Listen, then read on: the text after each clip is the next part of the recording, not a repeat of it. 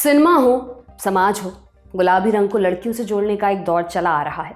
चाहे वो हाल ही में आई बार्बी फिल्म हो या फिर 1957 में आई फनी फेसेस। कई फिल्मों में गुलाबी रंग भर भर के डाला गया है। अक्सर महिलाओं और लड़कियों का रंग करार दिए जाने वाले गुलाबी का हाल लेकिन हमेशा से ऐसा नहीं था। साल 1950 से पहले गुलाबी रंग लड़कों का रंग माना जाता था और नीला रंग लड़कियों का। वर्ल्ड वॉर के समय ब्रिटिश नर्सों की यूनिफॉर्म भी नीले रंग की होती थी। फिर आखिर ये रंगों का बंटवारा कब और कैसे हुआ? नमस्कार, मेरा नाम दिव्यांशी सुमराव है। आप देख रहे हैं लल्लन टॉप का ऐतिहासिक किस्से कहानियों से जुड़ा प्रोग्राम तारीख, जिसमें आज हम आपको बताएंगे गुलाबी रंग की कहानी।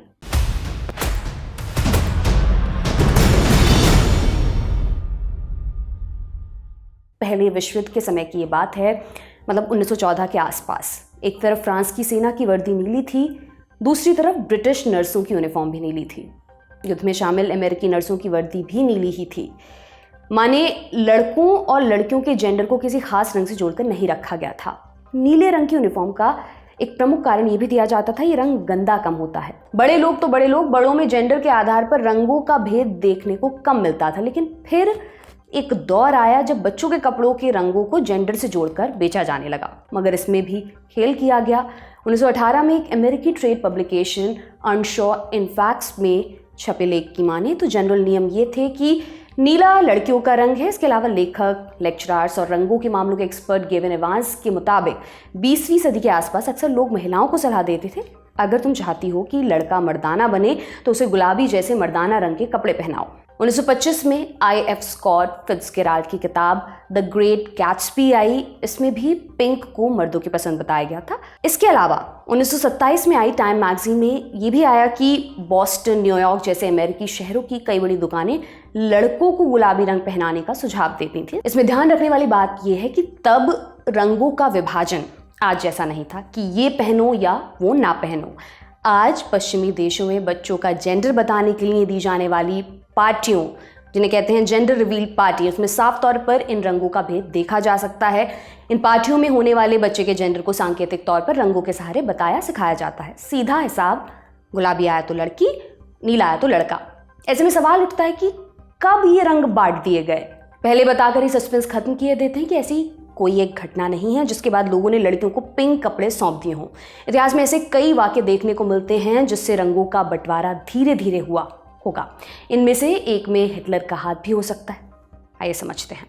इस कहानी का एक सिरा जुड़ता है हिटलर के गुलाबी त्रिभुज से। हिटलर के नाज़ी जर्मनी की बात है। बंदियों को रखने वाले कॉन्सेंट्रेशन कैंप में पहचान के लिए लोगों को अलग अलग चिन्ह दिए जाते थे। यहूदियों को येलो स्टार, होमोसेक्सुअल्स को पिंक ट्रायंगल दिया गया। इसके बाद से गुलाबी रंग को होमोसेक्सुअलिटी से जोड़ा जाने लगा, या कहें कि तथाकथित गैर मर्दाना दर्जा इसे दिया जाने लगा। इस सब के बारे में कॉन्सेंट्रेशन कैंप सर्वाइवर हाइंस हीगर अपनी किताब the main with the pink triangle में विस्तार से बताते हैं।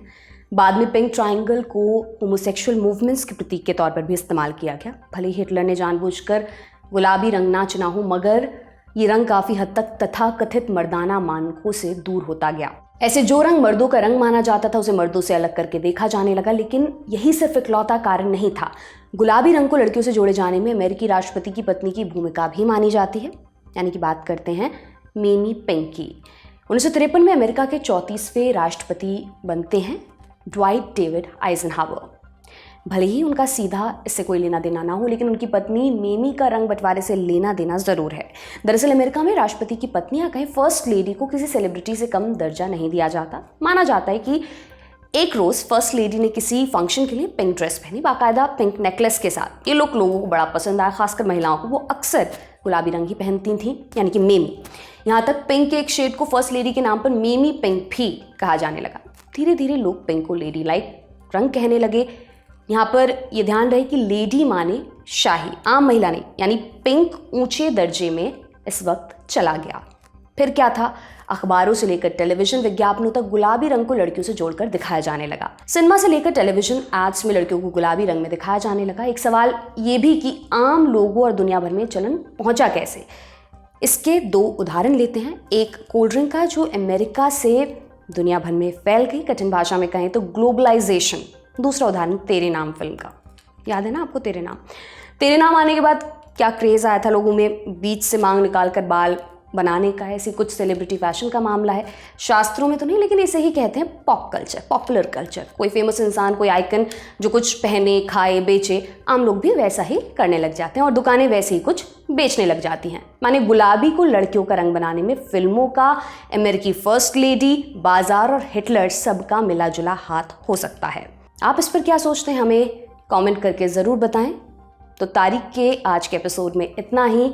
आपके लिए एपिसोड लिखा था हमारे साथी राज विक्रम ने। आप देखते रहिए दी लंदन टॉक। बहुत बहुत शुक्रिया।